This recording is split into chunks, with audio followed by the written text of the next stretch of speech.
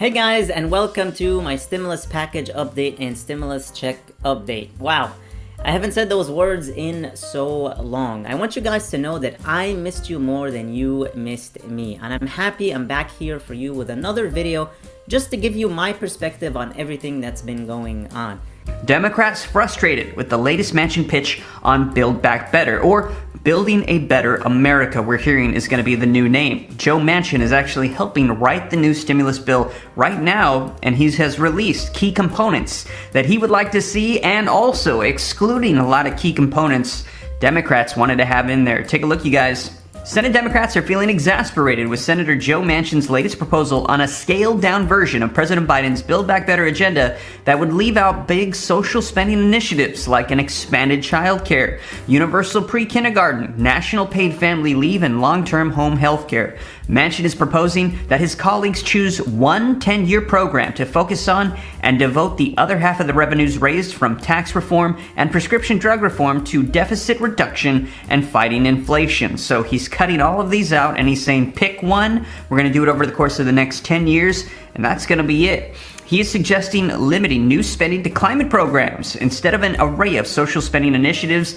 that he says would likely get baked into a federal budget baseline for years to come. So pulling out all of the stimulus provisions, social spending, things that would go to people, saying we need to axe those. Manchin says the country has to get its fiscal house in order before embarking on new grand spending plans. But his colleagues aren't ready to let go of that. Ambitious reforms that they've talked about for more than years, such as direct federal support for expanded access to child care. And as you'll recall, in the Build Back Better bill, they wanted to have unemployment extensions, stimulus checks. We had some calling for $6 trillion, $7 trillion, $10 trillion in spending, calling for monthly reoccurring checks.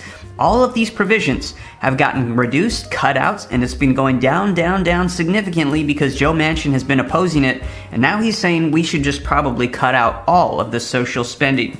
Now, he argues that the nation can't keep adding to the deficit when inflation is running at a 40-year high. But that stance is fueling tensions with leading Democratic progressives and liberal advocacy groups, as he's saying, listen, we need to be responsible with the spending. We can't just be giving out free money because this is going to be adding to inflation.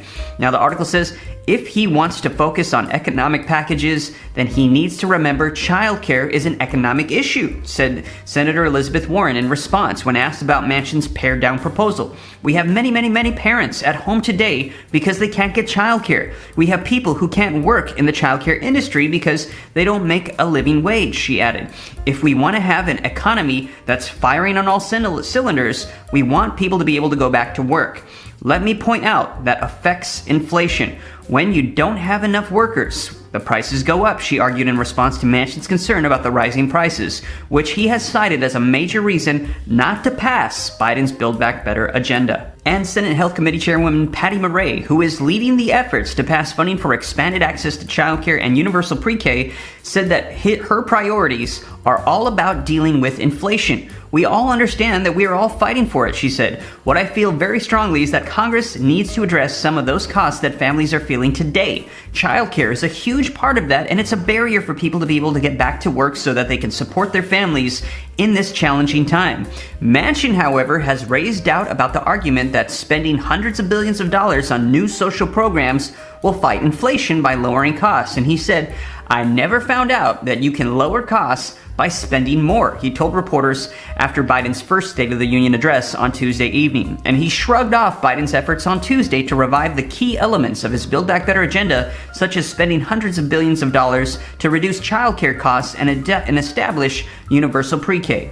It just keeps adding up and up, he told reporters. To me, it's all about inflation. Inflation is the number one enemy that we have in America today. Some Democrats say that they are growing tired of the back and forth with Manchin, which he drags on for months, leaving them deeply frustrated over his inability to strike a deal. It all comes down to Joe, one Democratic senator said, who requested anonymity, and he said he wants to keep changing things.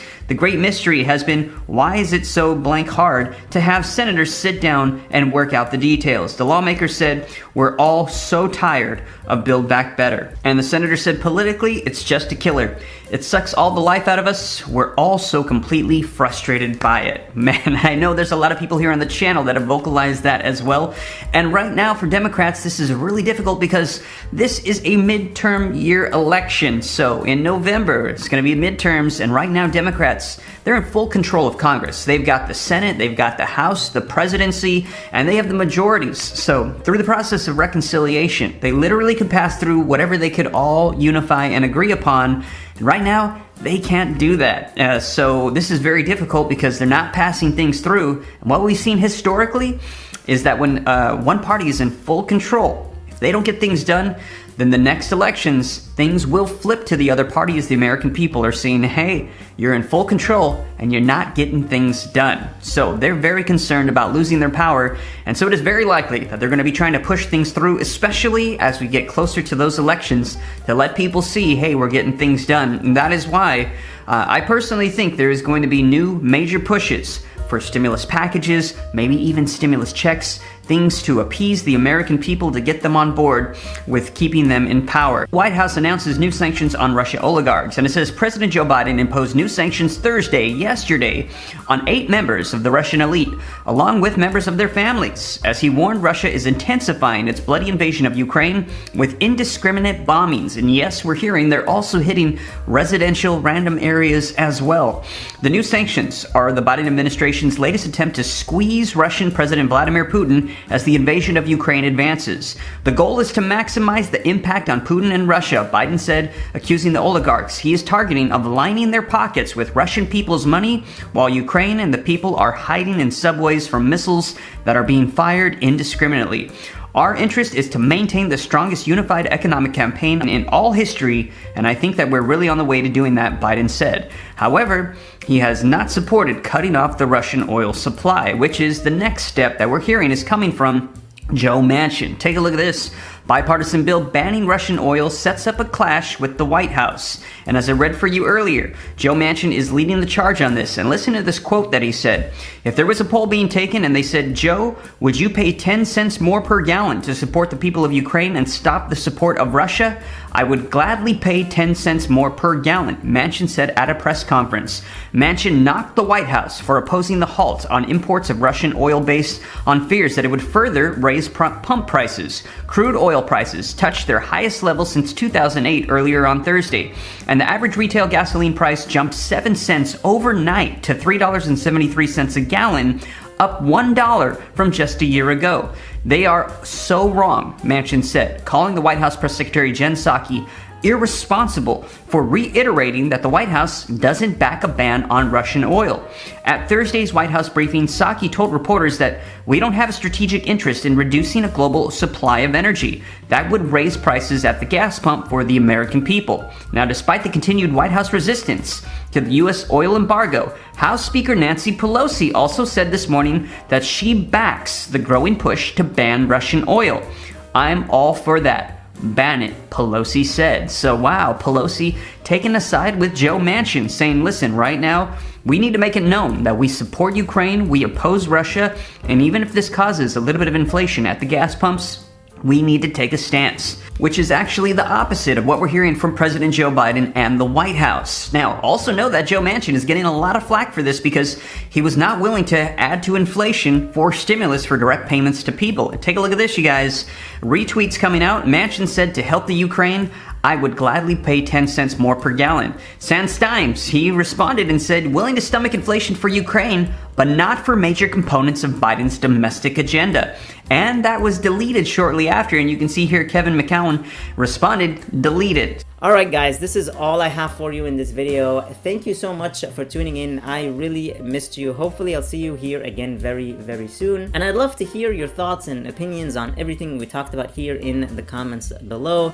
Thank you so much for watching. I really, really appreciate you all. Please hit the like button on the video, share this video with your friends and family, and subscribe if you haven't already, and click that notifications bell to be notified that whenever I publish new videos for you.